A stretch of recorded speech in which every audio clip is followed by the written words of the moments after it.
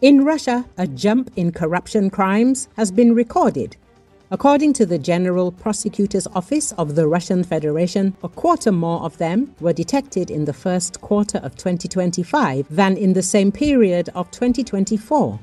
Moreover, more than half of corruption crimes are bribes. For example, at the beginning of June, Vladislav Loginov, the mayor of Krasnoyarsk, was arrested. He is accused of receiving bribes worth more than 180 million rubles. According to the investigation, in return, the mayor promised victory in road repair tenders. Why the fourth-year war against Ukraine only contributed to the flourishing of corruption in Russian society. Is it possible to defeat corruption in Russia?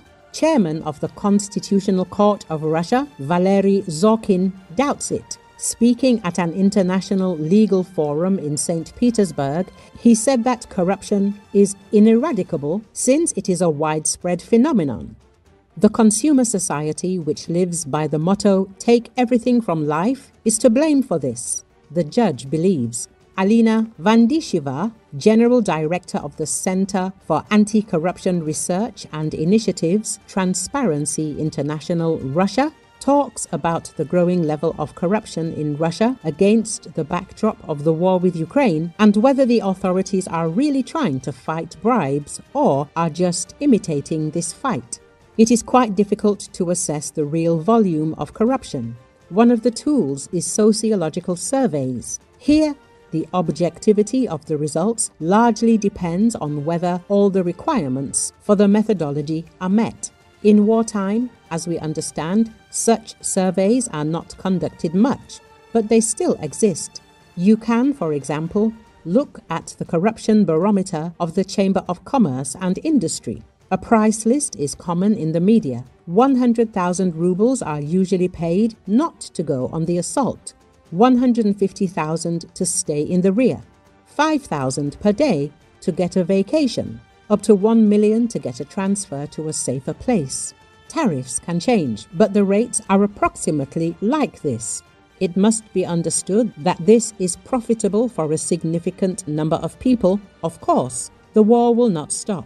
Research confirms that inflating military budgets ensures loyalty of the military to the regime, and these budgets will increase as long as the war continues. This essentially opens a portal to hell.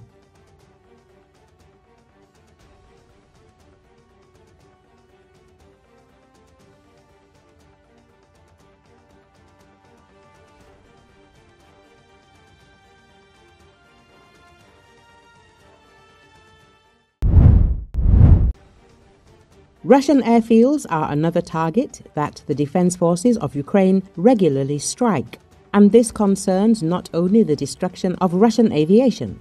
This was stated by military expert, founder of the reactive mail organization Pavel Narozny, on air on Radio NV. We can recall the strikes on oil depots when the fuel for strategic bombers burns. Why is this done? During the SBU operation, a large number of Tu-95 aircraft were destroyed, but they still had a large number of Tu-160 aircraft. If I am not mistaken, during the entire operation, only one Tu-160 was damaged, not even destroyed, Narozny said. He also noted that Russian Tu-160 aircraft require a specific fuel, high-viscosity kerosene, which the defense forces destroyed during one of the latest strikes on Russia. Because the Tu-160 rises to a great height and covers a great distance, and this fuel burned successfully at the oil depot and not in the plane's engines, and that is why the enemy is launching cruise missiles in a rather limited manner. It is already limited to sea-launched caliber missiles, and they have a rather difficult time with air-launched missiles, Narozny added.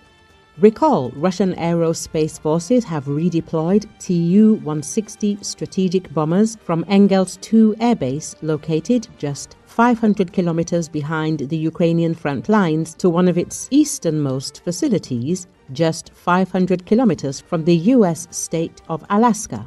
At least 2 of the aircraft were seen at Anadyr Air Base.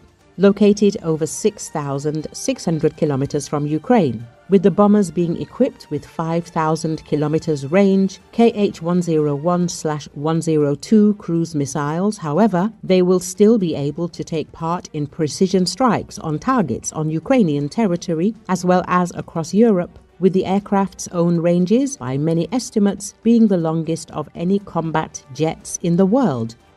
The decision to redeploy the bombers follows sustained Ukrainian attacks on their primary operational facility, Engels II Air Base, including a successful strike on June the 6th, which resulted in a major fire.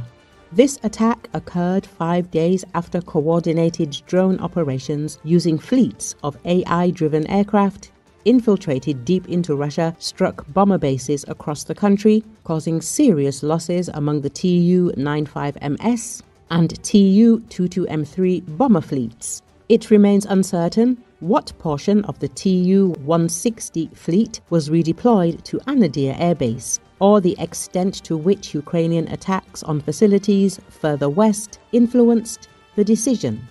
Bombers frequently deploy to bases across Russia for exercises and shows of force in peacetime, although the timing of the latest deployment has fueled speculation that it may at least partly be a response to ensure the aircraft's security.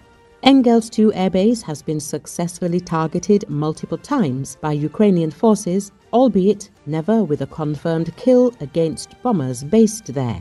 On January the 8th, a Ukrainian long-range drone strike successfully targeted the Kombinat Krystal fuel depot near the facility, with the attack reported to have destroyed reserves of T-8V high-density specialized aviation fuel used by the Tu-160 fleet.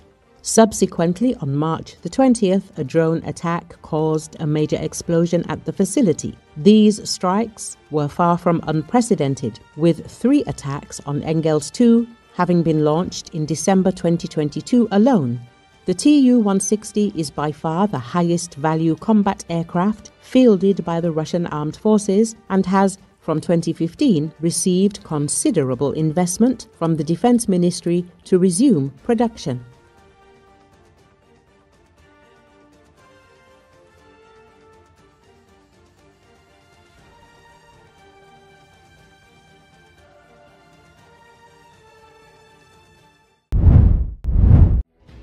A powerful explosion was recorded in Tehran in an area where Iran's Supreme Leader Ali Khamenei's bunker is believed to be located, Al Jazeera reported, citing local residents.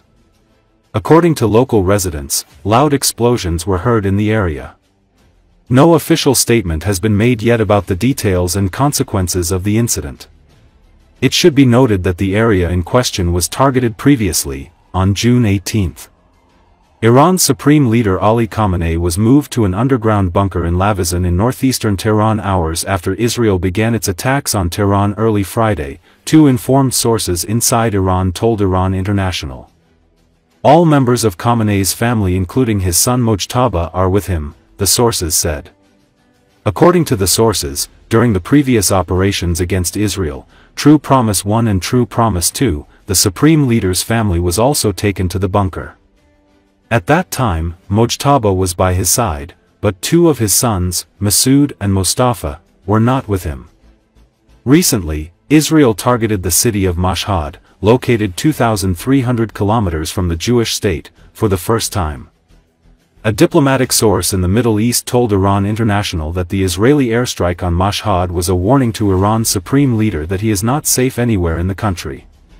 The diplomatic source added that Israel could have eliminated Khamenei on the first night of the operation, but the Israeli government chose to keep him alive to give him a final chance to decide on completely dismantling the Islamic Republic's uranium enrichment program. Israeli Prime Minister Benjamin Netanyahu has ordered increased strikes on strategic targets in Iran following an Iranian attack on an Israeli hospital.